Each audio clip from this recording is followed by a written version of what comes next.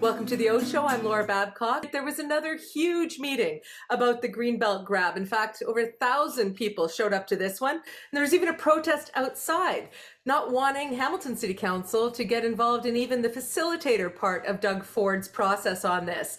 So I'm very pleased to have joining us on the OShow Councillor John-Paul Danko, who was not only at the meeting last night, but has recently put forward a motion for a judicial review. Is that going to do anything to stop Doug Ford and his government and what they're trying to do with the Greenbelt? We'll find out. We'll also talk about some other stuff as well. Welcome to the program, John-Paul. Thanks for having me. Well, JP, it's your first time on the OShow, I believe, but it's not the first time we've talked about you on the program. In fact, our viewers would know when it came to the encampment protocol, you had a tweet that caught fire, and I don't think in a good way. And we'll get into where the encampment protocol is now and some of the things that are happening with the tiny shelters. A fact that 2 city meetings had to be rearranged, one canceled and one put online because of security threats, I think is of deep concern for many of us. But first, I want to get to the Greenbelt. Have you ever seen a planning meeting draw 1,000+ people to it in your history as a councillor or as a political observer? No, it was really unreal. I think the amount of public engagement here in Hamilton on this issue in particular, it started with the urban boundary expansion and it's carried over to the Greenbelt issue.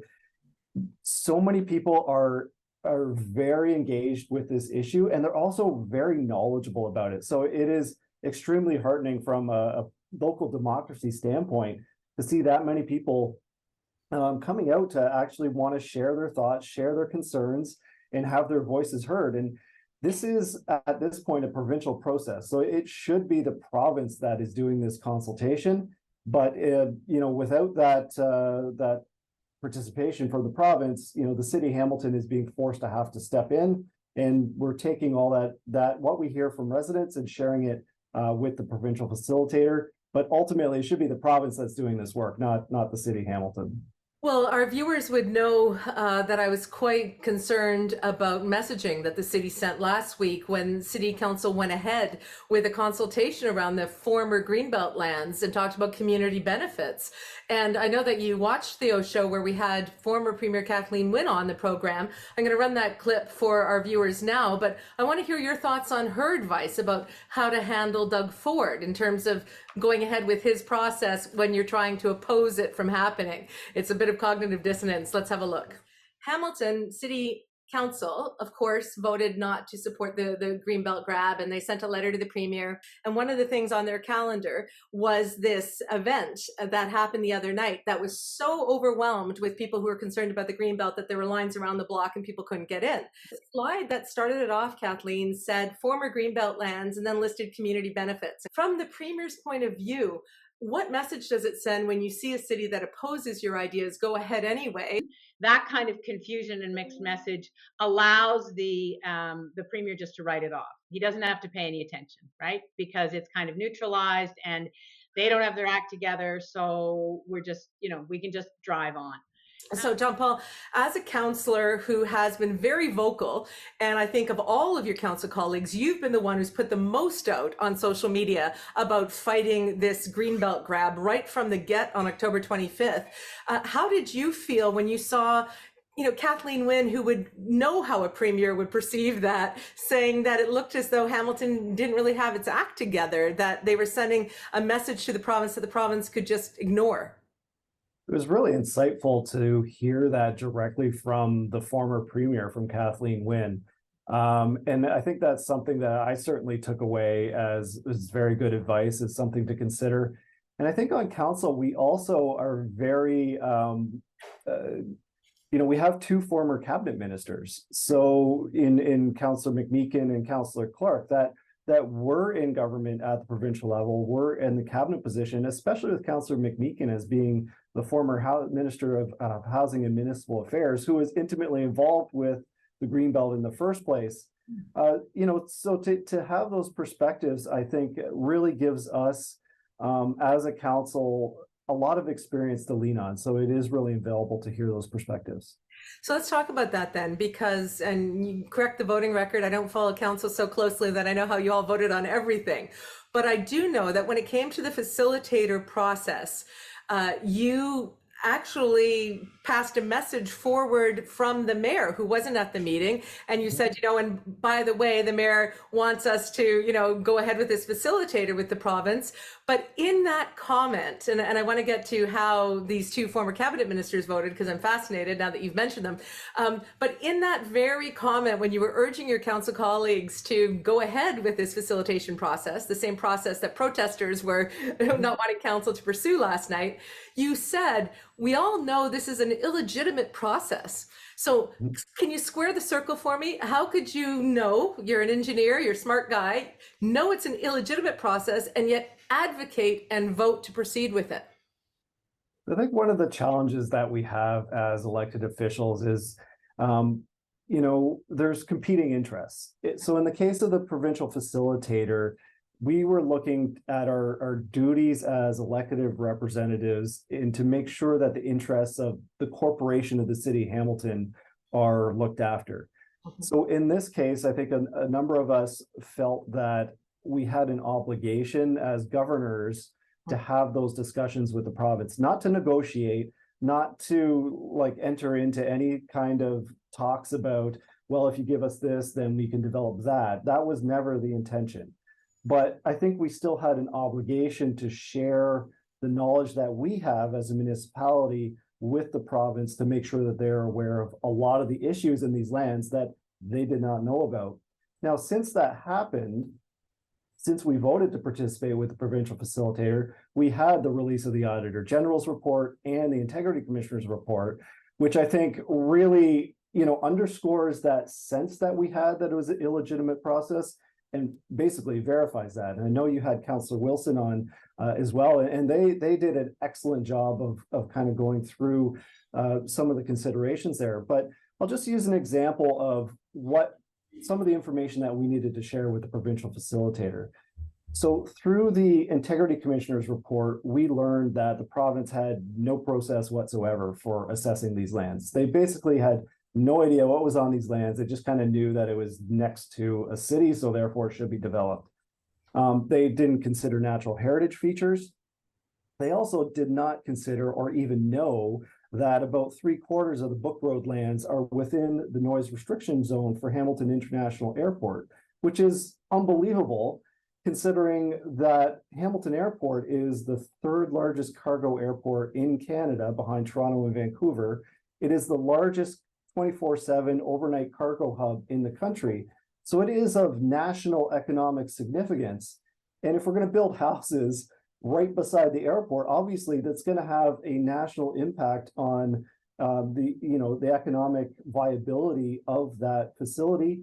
Also, our city plans for the airport economic and growth district, which are intimately tied to the airport. So just this decision that had nothing to do with the airport in the province's mind, all of a sudden has these really significant impacts for the city and the country as a whole. So that's the kind of thing that, we had to share that with the provincial facilitator. Now, at this point, there is a notice of motion from Councillor Kassar that based on all that additional information that we have, that maybe it isn't the right thing to proceed any further. So we can give them the information that they need, share those concerns, and then I think from council's perspective, that's it. We're out, because we are never in this to negotiate in the first place. Well, and that's what your councillor colleague said on the OShow and in a tweet to me, that he didn't believe at the time that you should be negotiating with bullies, so he didn't vote for it. You did go forward saying it was an illegitimate process, but you've explained the two hats you were wearing there in your mind in terms of the governance role and the need to provide that information. Quickly, tell me where these two cabinet ministers were, and then I want to go into actually what's going to happen with those airport lands, because it's idiotic. I mean, either the province didn't know or they knew and didn't care. And if they knew and didn't care, you know, who's really running the Premier's office, who's really making these land grab decisions, it opens up a very big question. But just tell me, Councillor McMeekin, former Minister of Housing Municipal Affairs, Councillor Clark for the Conservative government, McMeekin was Liberal, was Minister of Transportation at the provincial level. What did they think the role should be of municipalities, specifically Hamilton, in terms of going ahead with the province's process on this land grab that they didn't agree with? Did they think that the facilitator should be engaged? I believe that they both voted in favor of having those discussions with the provincial facilitator on the basis that it was part of our role as governors looking out for the interests of the corporation of the city, Hamilton. So now, though, after last night's meeting, you're telling us that there's a motion put forward by another Councillor Cassar who says, you know, we should be out of this now. Now, is that because of the protest? Is it because of the building Greenbelt scandal? Is it because of the Premier's remarks, the former Premier, to the OShow around you're sending a missed message here that can be ignored? I mean, what was the genesis of that change of mind? I think it's a combination of all of those things. I mean, we've definitely heard loud and clear from the public that they do not want us to participate in this process whatsoever. But also, I think strategically from the city's perspective, there is no way that the Greenbelt lands get developed without a minister's zoning order or a series of minister's zoning orders forcing the city of Hamilton to develop this property. And right now, those lands aren't even within the urban boundary. So they cannot be developed without the minister specifically ordering us to proceed. So I don't think we are ever in a situation where we were thinking we would come to a settlement where we would agree to develop. But where we are now is with all that additional information that we have from the Auditor General and from the Integrity Commissioner, I think we've come to the realization that there really probably isn't a lot of value in the city of Hamilton participating in this process, continuing in this process, because the province is just going to overrule us at the end of the day anyway, which is the exact same thing that they did with the urban boundary. So why would we be a part of that? Right. So is it a protest or is it just pragmatism here? Well, I think it's a little bit of both. You know, we still have that obligation to share, you know, the servicing concerns, the natural heritage areas, all the things that would have to go into the development of these lands. For example, we don't even have any service planning on these lands because they're never intended to be developed. So, you know, we have to tell the province that if you're going to develop it, you need to do all these studies and investigations in the first place. But, you know, having said that, again, the province doesn't seem to want to listen or, you know, have any input from the municipalities at all. And I think from Premier Wynn's or former Premier Kathleen Wynn's perspective is by participating, we're validating the process. And I think Councillor Wilson articulated that very clearly. So in that sense, it is a little bit of a protest, but it's also strategic, I think, from our perspective that, you know, we're not going to participate any further in a process where we're not going to be listened to anyway. Why bother? Yeah, and so let's talk about the airport lands, because that was in this unfolding scandal, which, you know, from a crisis manager's perspective, to see something have this kind of oxygen for over a month during the dog days of summer when everyone's busy, just goes to how much information has been rolling out in this Greenbelt scandal. And when the story came out that this big chunk of land in Hamilton was actually adjacent to the airport, and, you know, because of noise couldn't be developed anyway. I mean, what happened there, do you think? Was it that a well-connected developer passed the right envelope to the right guy in the Premier's office or the Minister's office, and they said, yeah, we'll give you those lands, without realizing the airport issue? Or, I mean, like, from your perspective, it must have been mind-blowing for them not to have even realized the adjacency of the airport. I don't think that and this is detailed in the Integrity Commissioner's report, is that when the chief of staff was going through and selecting lands, they're basically just picking blocks on a map, having no idea what was actually on the ground there, having those discussions with developers. You know, these developers own lands all across the entire province, and I don't think that they even had a clear idea of what was actually on their lands or what it meant. They were just so intent that we need to get this out of the Greenbelt so we can develop this and make as much money as possible. That from my perspective anyway, that was the sole goal here of the decision-making process. How did you feel? I saw you protesting when the Greenbelt grab was announced last October, but how did you feel when you saw what was in the AG report, when you saw some of those names and heard the details and watched the early days of the scandal? What was going through your mind? I think it validated, and it was worse than I think what we would think could possibly have happened. To see it in black and white in a comprehensive report, like both of these reports were in depth. They had access to interviews with the people that were involved. They had access to thousands of documents and internal communications, except for the ones that before government, staffers and politicians hid deliberately. But they're very in-depth reviews. So to see it spelled out in such detail, my immediate thought was like, it's a banana republic. Like, it was unbelievable that this level of, incompetence, in my opinion, was running the province of Ontario. It's just off the charts. And especially the Integrity Commissioner's report, which spells out in minutiae detail of how these decisions were made.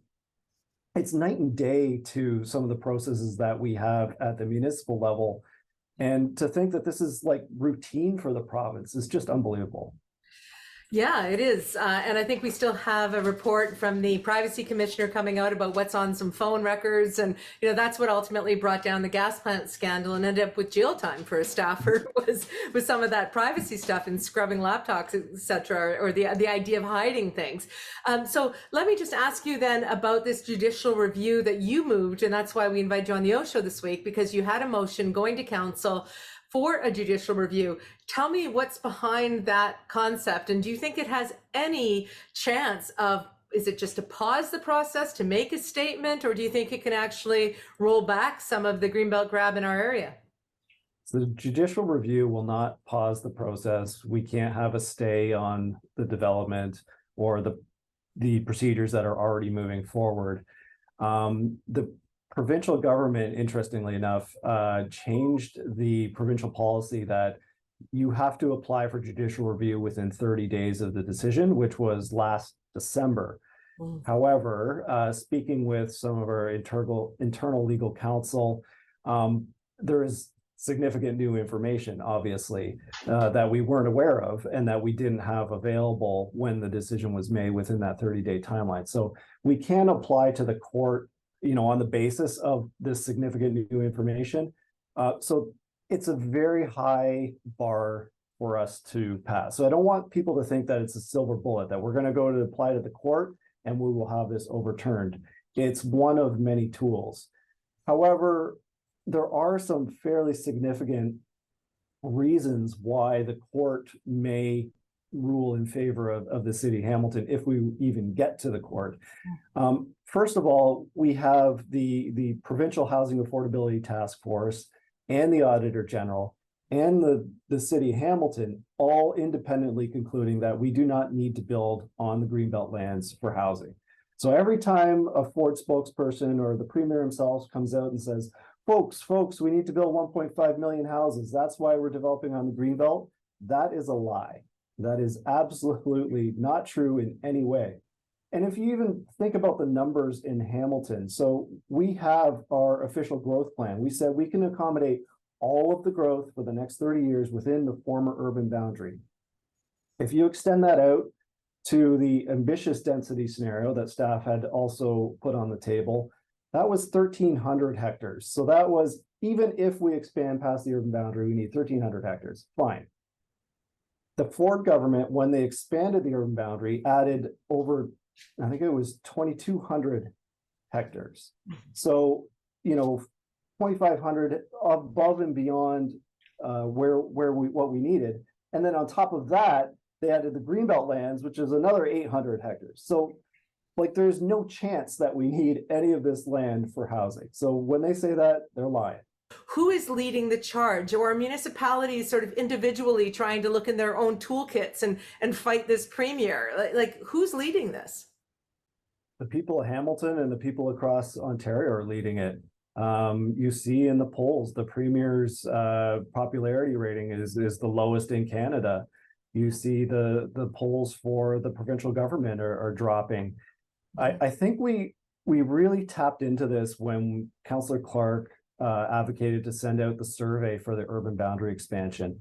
You know, we had 18,000 responses. I think it was 92% that said don't expand the urban boundary. Province did it anyway. And that is just carried over to the Greenbelt issue. And I think the Greenbelt is even more egregious than the urban boundary expansion, because those were still lands that were identified for growth at some point. Whereas the Greenbelt was specifically protected. And I think across Ontario, it is, you know, very highly valued by the public. So who's leading it? It's public opinion and the support that we have for residents. And you saw that last night with over 1,000 people out. We would not be able to advocate these positions on behalf of the residents that we represent without their overwhelming support. You know, from a technical standpoint, once you know talk about council, you know, we are united on this issue. The mayor, I think, has a little bit of a more, she has to take a bit of a more nuanced approach to this. She is also representing the corporation of the city of Hamilton across all different issues that we are reliant on the provincial government for. So she has to be, you know, fairly careful with her approach. Whereas I can be that yapping dog on social media or whatever. You know, she can't do that.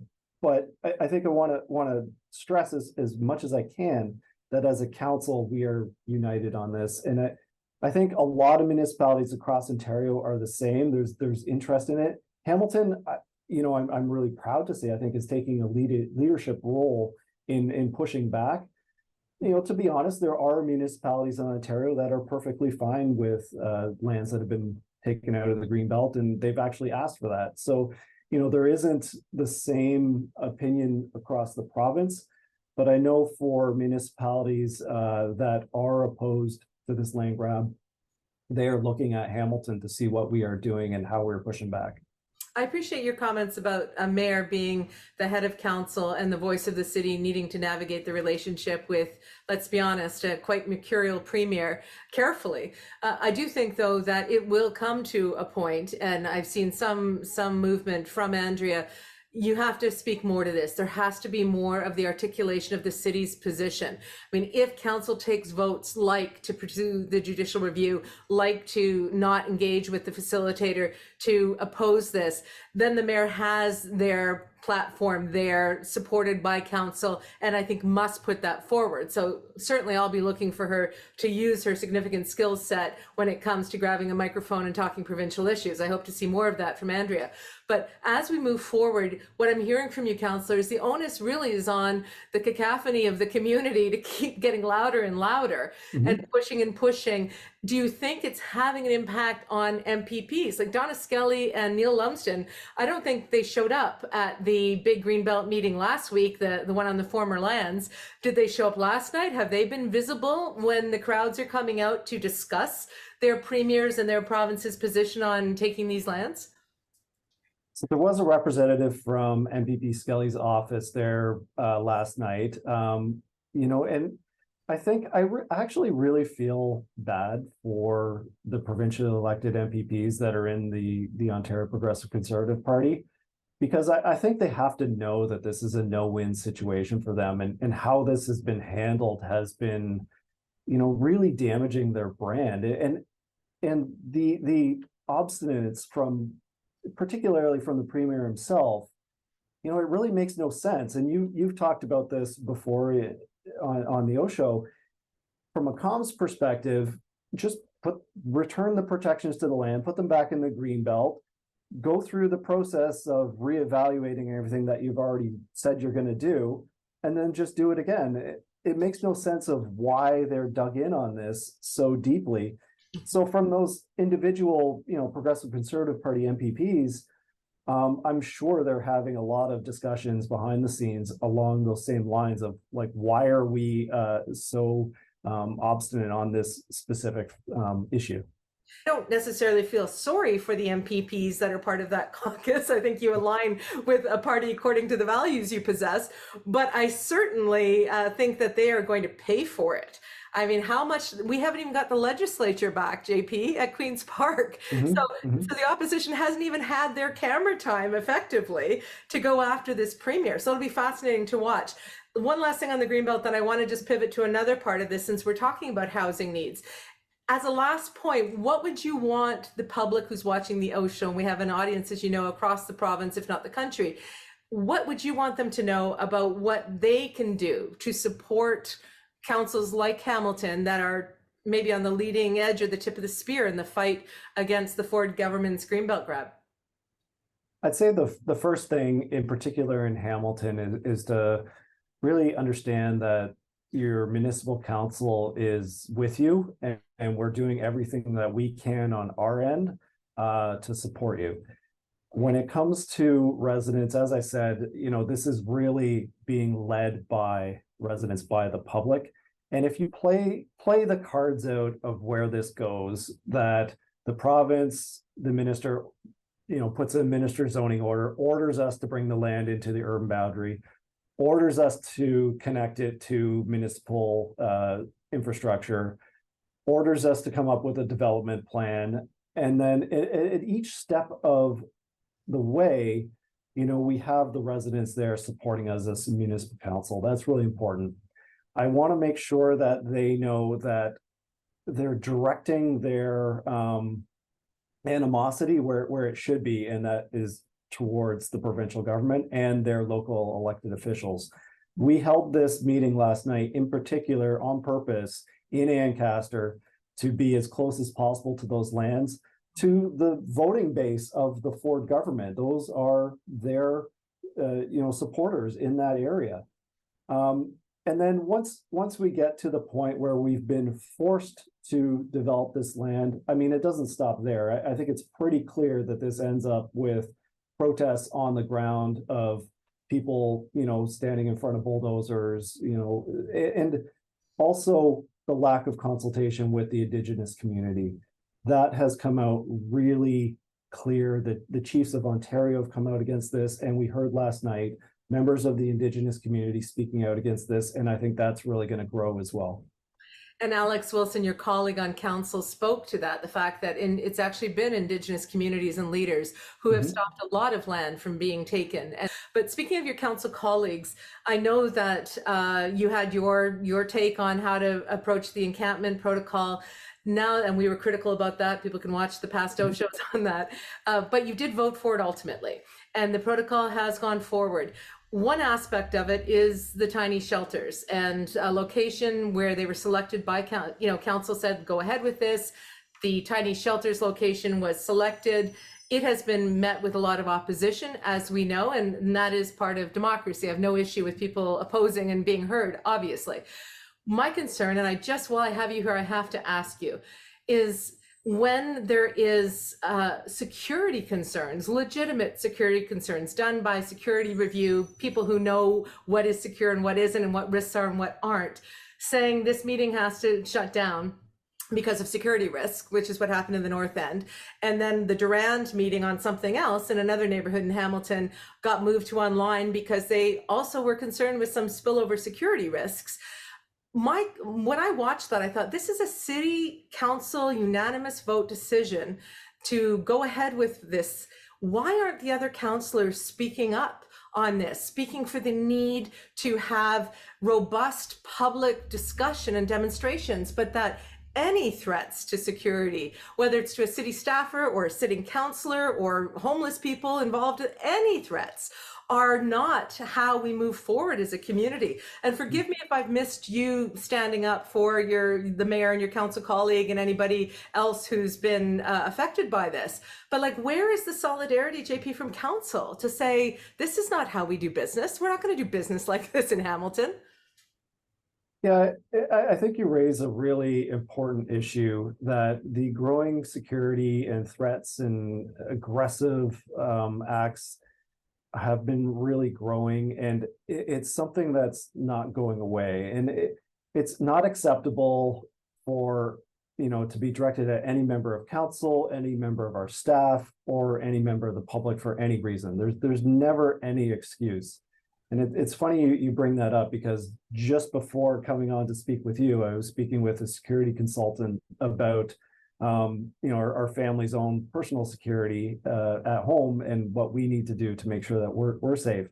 Having said that, what I deal with as a middle-aged white man is absolutely nothing compared to what Councillor Kretsch deals with, what the mayor deals with as a female politician who has been fairly well known, and as some of my colleagues as well. And it's not new. It didn't start just this term. It's been growing for a while.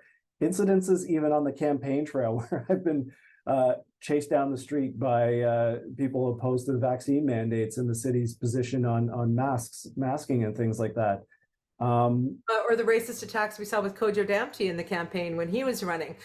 So I agree with you. And anyone who follows me on Twitter or social media knows the amount of hate crap I get in a given day as a woman in public. And Kathleen Wynne, even doing the OShow, had a former female journalist come at her about her looks, and she did a blog about it. So hate does exist. It's getting worse. People feel more empowered. They feel more vocal. So you mentioned that Councillor Kretsch gets more of it. As a queer man, he gets more of it as a gay man. You mentioned that Andrea gets more of it as a high-profile woman leader. So where is the message from the council, the rest? I mean, you're doing it here on the OShow, which I appreciate. But I mean, that solidarity that you remember way back in the day when it was the summer of hate and we had people out front of City Hall, and those of us who were down there with those protests were wanting to see the solidarity of council. And a couple of you came out, but if all of you had come out, it would have sent a much stronger message. So is there going to be a message or a motion or some recognition formally from council to say, the security of fellow citizens and residents and councillors and staff is paramount, and there is no issue where it is acceptable to have that kind of intimidation, whether there was actual violence or it's just the intimidation, but it was judged a security threat by security experts. So when I saw a headline in the paper that said councillor cancels a meeting, Kretsch didn't cancel a meeting, right? Security assessments were that it was unsafe, both at the North End meeting and in consideration around the Durand meeting. So I'm just, as a last point, do you think that's something that council should seize the moment, speak in solidarity? You're one on the Greenbelt. Can you also be one about how the community engages with the city's process? I think we certainly are, and I don't think there's any wavering about the appropriateness of, that any threat of violence, any aggressive behavior towards anybody is unacceptable, and it really is zero tolerance. We have had some internal discussions about that. We did have a little bit of an in-camera discussion about what we are going to do to move forward and to to your point, to coordinate our messaging to make sure that we are all on the same page of that. And it's not a political issue. It's a democratic issue, and that all of us, no matter what position that we take on any issue, our democracy comes first. And in order to have a functional, well-running, a democracy, you have to be able to have differences of opinion on different issues without those kinds of threats. So thank you for speaking to that, Councillor. Thank you for coming on the OShow and for what you're trying to do with the Greenbelt, this judicial review, and letting us know that the city is moving away from participating any further with the facilitator provincially. It truly is a team effort. It sounds like coming from Team Hamilton. It's nice to see, and I think there'll be a lot of leadership from our city in this Greenbelt issue as it goes forward. Thanks so much for being on the OShow. And if you enjoyed watching this content, of course, please subscribe. We've had a lot of new subscribers in the last few weeks, and we'll keep pumping out the great content for you. Thanks so much, JP. My pleasure. When you care about current affairs, it's on the OShow. And when you want to get clear what's going on here, it's on the OShow. If you like to stay in the know, tune yourself into the OShow. It's the OShow. Laura Babcock's the OShow.